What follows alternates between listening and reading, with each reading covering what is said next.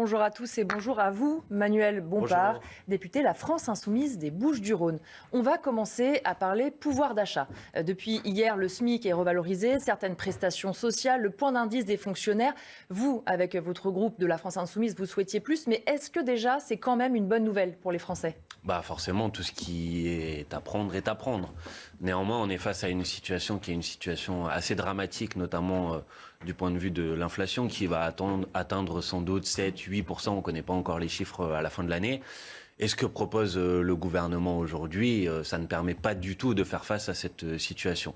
Nous avons eu un débat à l'Assemblée nationale, là où le gouvernement propose d'augmenter les primes, les plafonds de défiscalisation des primes, c'est sa mesure principale. Nous disions au contraire, le sujet aujourd'hui, c'est pas les primes, c'est de faire en sorte qu'on puisse obtenir des augmentations de salaire. Et pour obtenir des augmentations de salaire, la première étape, ce que peut faire le gouvernement de manière très simple, c'est d'augmenter le SMIC à 1 500 €. C'est une proposition que nous avons mise sur la table, qui malheureusement a toujours été refusée pour l'instant par la majorité gouvernementale. Donc là, on est face à une opposition de logique, si vous voulez.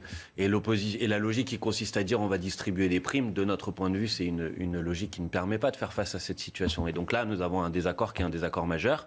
Bon, on va continuer la bataille, j'ai envie de dire, à l'Assemblée nationale pour faire en sorte que ça se traduise par des augmentations de salaire, qui sont des augmentations réelles, qui se retrouvent dans le porte-monnaie des Françaises et des Français. Vous avez parlé de l'inflation. Bruno Le Maire explique qu'on est en ce moment dans le pic inflationniste et que normalement, à la fin de l'année, début 2023, ça ira mieux. Est-ce que vous êtes aussi optimiste que le ministre de l'économie ? Je ne sais pas sur quel élément il s'appuie pour dire ça.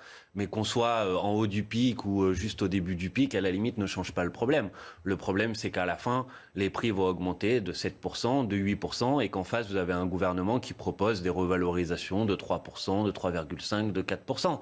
Et donc, tout le monde comprendra qu'à partir de ce moment-là, ces revalorisations ne permettent pas de faire face à cette hausse de l'inflation. Et là où on nous présente un projet de loi pour augmenter le pouvoir d'achat des Français, c'est mensonger. En vérité, quand l'inflation est de 8% et qu'on valorise un certain nombre ou revalorise un certain nombre de prestations de 4%, ça n'augmente pas le pouvoir d'achat des Français. Ça atténue peut-être la baisse, mais ça ne permet pas de l'augmenter. Et donc le projet de loi pour le pouvoir d'achat est en fait un projet de loi qui traduit et qui enregistre une baisse de pouvoir d'achat, et ça, c'est pas acceptable. Le Sénat a rejeté aussi l'idée d'une taxe sur les superprofits. On sait que vous y teniez. Bruno Le Maire dénonce le réflexe pavlovien de la taxe. Qu'est-ce que vous répondez à Bruno Le Maire ? Écoutez, je pense que n'importe quelle personne qui nous écoute aujourd'hui comprendra que quand vous avez des grandes entreprises, en particulier des grandes entreprises pétrolières comme Total, qui fait sur le premier semestre de l'année 2022 à peu près 18 milliards d'euros de profits réajustés, que tout le monde comprendra qu'à partir de ce moment-là, on ne peut pas seulement dire aux Français vous allez vous serrer la ceinture et dire ces grandes entreprises-là, elles s'en mettent plein les poches et elles ne contribuent pas à la solidarité nationale. Et donc il me semble que mettre en place une taxe sur les super-profits comme on l'a proposé, c'est une mesure qui est une mesure de justice fiscale. Mais Monsieur le maire et le gouvernement ont tendance, dès que vous proposez ça, à faire une sorte d'amalgame en disant vous voulez augmenter les impôts. Mais quand nous proposons de mettre Total à contribution ou les grandes entreprises par une taxe sur les super-profits, nous ne proposons pas d'augmenter les impôts des classes populaires, des classes moyennes, pas du tout. Donc là, il y a une sorte de double discours ou une sorte de manipulation de la réalité. Oui, une taxe sur les super-profits, aujourd'hui, elle est indispensable. C'est mis en place dans d'autres pays en Europe. L'Italie l'a fait, par exemple. L'Espagne l'a fait. Pourquoi la France serait le seul pays dans lequel on ne serait pas en mesure de dire que face à une situation d'urgence, il faut mettre à contribution celles et ceux qui en profitent. D'ailleurs, Emmanuel Macron lui-même avait parlé de profiteurs de crise. Donc si on reconnaît le fait qu'il y a des profiteurs de crise, la moindre des choses, c'est de les mettre à contribution. Est-ce que vous pourriez, dans des textes qui s'y prêteraient, essayer de relancer cette idée de taxe sur les superprofits où là vous vous dites... Non, bien sûr, on va continuer. La dernière fois, à l'Assemblée nationale, notre amendement que nous avions déposé sur le sujet a été rejeté à quelques voix, une dizaine de voix. Hier, au Sénat, une vingtaine de voix. Donc on voit que c'est un sujet, en tout cas, qui divise, mais qui est pas loin d'être majoritaire. Et donc c'est clair qu'à chaque occasion qui se présentera à nous, nous referons cette proposition. Je pense que c'est une proposition qui est majoritaire dans la population. L'idée de dire que il ne peut pas y avoir des grandes entreprises qui s'enrichissent sur la crise pendant que les Français galèrent et tirent la langue. Ça me paraît être une idée qui est une idée d'évidence. On va parler de la sécheresse. On s'apprête à connaître une sécheresse inédite. Paris et la Petite Couronne sont placés en vigilance. Le gouvernement explique que la lutte contre le réchauffement climatique, c'est sa priorité. Elisabeth Borne, Première ministre, elle-même est chargée de ces dossiers. Vous croyez en la bonne volonté du gouvernement là-dessus ? Non, mais pas seulement parce que je ne leur ferai pas confiance, mais parce que dans les 5 dernières années, ils ont démontré que les actes ne suivaient pas les belles paroles. Je rappelle que le gouvernement français a été condamné à 2 reprises pour inaction climatique. Je rappelle que la France est le seul pays en Europe qui est à la traîne du point de vue de ses objectifs de développement des énergies renouvelables. Et ça, c'est des faits, c'est pas seulement des procès d'intention. Et donc, on est face à une situation aujourd'hui, vous avez parlé de la sécheresse, des incendies, qui démontrent que la catastrophe climatique, elle est commencée. Et que non seulement aujourd'hui, il faut des actions vigoureuses pour faire en sorte d'en limiter les effets, mais il faut aussi des politiques d'adaptation au changement climatique. Et là, sur la question de la sécheresse, aujourd'hui, à peu près tous les départements sont touchés. Il y a une question sur la gestion de l'eau en particulier. Et vous ne pouvez pas accepter, puisqu'on parlait tout à l'heure de qui fait des efforts et qui n'en fait pas, que par exemple, vous avez des dérogations aujourd'hui sur la sécheresse, vous avez des réglementations pour limiter l'usage de l'eau dans des départements. Bon, il y a des secteurs qui sont exonérés, par exemple les golfs. Bon, bah là, pareil, il faut quand même...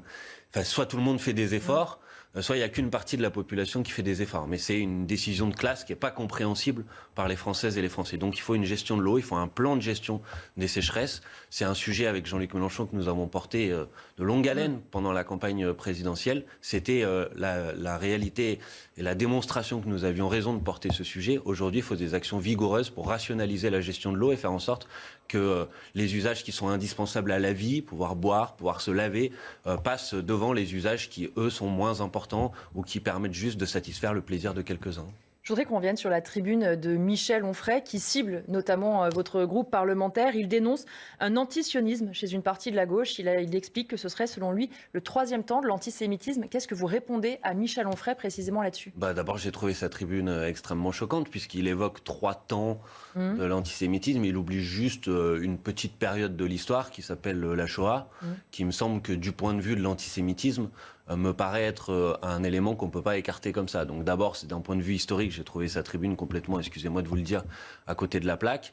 Pour le reste, il n'y a aucun antisémitisme à la France insoumise. Et à chaque fois que des personnes ont essayé de nous affubler de ce titre-là, y compris parfois d'un point de vue judiciaire, nous avons fait la démonstration que c'était absurde. Il peut y avoir bien évidemment une contestation de la politique de l'État d'Israël, et ça c'est autorisé, c'est nécessaire d'ailleurs, et je pense que c'est légitime, mais bien évidemment nous ne faisons pas la distinction entre la remise en cause de la politique du gouvernement israélien aujourd'hui et de l'antisémitisme qui, je le rappelle, n'est pas une opinion dans notre pays, est un délit, et nous luttons en permanence contre la propagation et la diffusion des idées antisémites qui sont insupportables. Justement, dans cette tribune, il revient aussi sur la proposition de résolution qui avait fait polémique à l'Assemblée. Vous-même, vous n'aviez pas signé cette résolution parce que vous n'étiez pas en accord avec cette résolution ? Mais on parle d'une proposition de loi qui avait été déposée par des élus communistes ou que des députés communistes souhaitaient déposer pour utiliser le terme d'apartheid à propos de la politique du gouvernement israélien. Moi, il me semble que sur ces sujets-là, même si bien évidemment je suis attaché au fait qu'aujourd'hui on est en Palestine dans une situation qui est insupportable. Vous avez aujourd'hui des citoyens qui sont depuis des années l'objet d'une politique du gouvernement israélien qui est une politique de colonisation qui est insupportable. Donc il me semble que c'est face à ça qu'il faut réagir. Mais je ne suis pas sûr que les débats sémantiques, si vous voulez, permettent de faire avancer la situation. Donc je considère, oui, que le gouvernement français, l'Assemblée nationale s'honorerait d'avoir une politique qui soit une politique ambitieuse pour rétablir la paix au Proche-Orient et pour faire en sorte qu'on puisse revenir à la situation qui est celle d'ailleurs du droit international, c'est-à-dire 2 États dans les frontières de 1967. C'est des résolutions de l'ONU qui stipulent que cette solution est, de notre point de vue, la seule solution qui est compatible avec le droit international. Et donc je comprends qu'on ait envie de se mobiliser sur ce sujet. Après, je trouve que les débats sémantiques peuvent brouiller le message et c'est pourquoi je n'avais pas signé ce texte. Une dernière question là-dessus. Alexis Corbière, en répondant notamment à Michel Onfray, dit qu'il considère que la France insoumise n'est pas d'extrême gauche. Est-ce que vous considérez ou pas d'extrême gauche ? Je crois pas. Enfin, écoutez, ces qualificatifs, ces caractérisations n'ont pas de sens.